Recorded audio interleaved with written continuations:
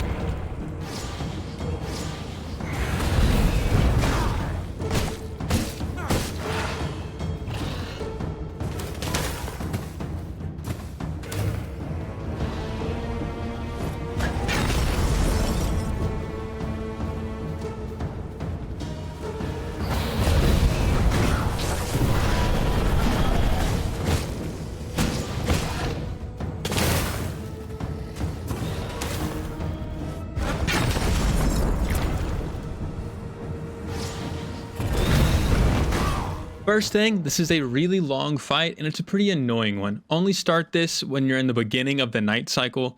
If you start midway through the night, it'll take too long, the sun will come up and kill you. I am speaking from experience.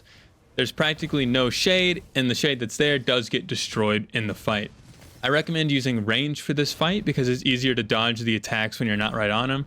But if you are using melee, I recommend using the brute blood to keep yourself healed. But just be ready to take your time. The fight will be played safe. You'll notice near the end of the fight, I got pretty greedy and had to play super safe, so don't be like me. For the spells I recommend, a shield, most importantly. Ward of the Damned is always solid, but I find the Skellies die too fast to be useful, so I opt for the Chaos Shield, which just does direct damage when you block something. The second spell I recommend is, if you're using ranged, it would be like a damaging spell, or if you're physical, use whatever you're most comfortable with. If you don't have one of those, then I recommend Blood Rage or Power Surge, just because they're really reliable for physical fighters. Now, let's get into the attacks. I'm almost positive that there's only one phase in this fight, nothing unlocks at half HP, but I could be wrong. I just don't think it's a big enough change if there is one anyway, so we'll act like there isn't. The attack you're going to see the most often is throwing ice spikes. These are pretty hard to dodge up close, and timing gets a little wild because it takes them so long to throw the first one. But if you are going to be up close, I recommend when you see the first hand swing, get behind him and then immediately try to get in front of him to dodge the second one. If you're ranged, make sure you watch out. The spikes will split into two and go in a weird fork direction, and this can really mess you up. So be on the lookout for that. I'll put it in the video right here. Hopefully you'll see what that looks like. Another common attack you're going to see is he will fly into the air and shoot the ground with a chaos breath, causing chaos balls to bounce and hit the ground around it. I recommend just getting away from him during this move. You can't hit him, so there's no need to be close, but be careful. Some of the balls, I swear, will track you, so just make sure you're looking where you're going and trying to dodge that. Quick note, the damage the Chaos Burn does is not that bad, so obviously avoid it, but if you need to dodge something, it's better to walk through one of the little fire puddles than to get hit by a projectile. The next attack, this one is common.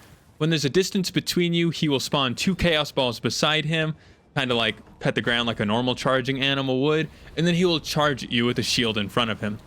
I use the shield here. Any shield you use will stop him directly in his tracks, and then you can hit him a couple times.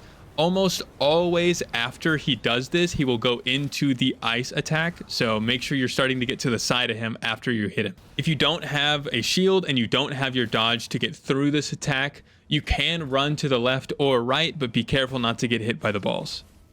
Another attack where you can't hit him is he will fly into the air like a plane and drop little chaos bombs. These are very, very easy to dodge. They have plenty of heads up, but I recommend you try to run to one side of the field so that most of the fire that lands is on one side of the field. This will make it where you have quite a bit of arena to run around in after he lands. Overall, this isn't too much to worry about. Don't worry, I know there's a lot, but there's only a few more attacks.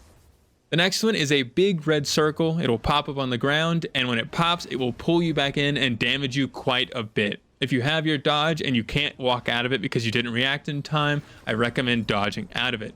This one's pretty straightforward, and thankfully, if he does it and you're close to him, you usually have a pretty good window to hit him after he does this attack. Now, one of his most problematic moves, maybe second most problematic, is the flamethrower of chaos balls. If you have a shield, I recommend you use it here. The puddles will still form when they hit your shield, but they don't hurt you too much, if at all. If you don't have your shield and you can't get out of this one will tear you up. So do what you can to not get hit by it, whether that's running straight back, dodging left or right, dodging through if you're close enough to them, or using a counter, whatever ability you have. Try to not get hit by this. If you have a shield, this is a good time to just soak up projectiles.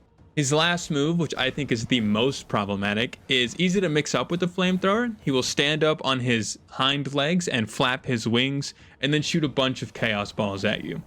Now, you can shield these chaos balls, but be very careful. If you're too close to him, his wings will generate wind, and if that wind hits you, it will cancel your shield, and then you will just get eaten up by these chaos balls. So try not to use your shield until you're out of range.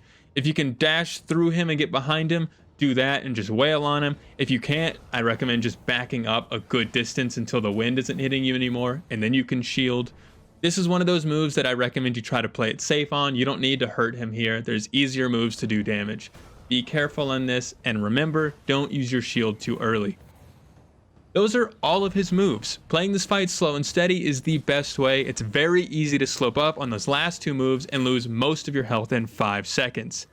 But that's it. You have what you need. Now get in there and body that guy. See you in the next one. Peace.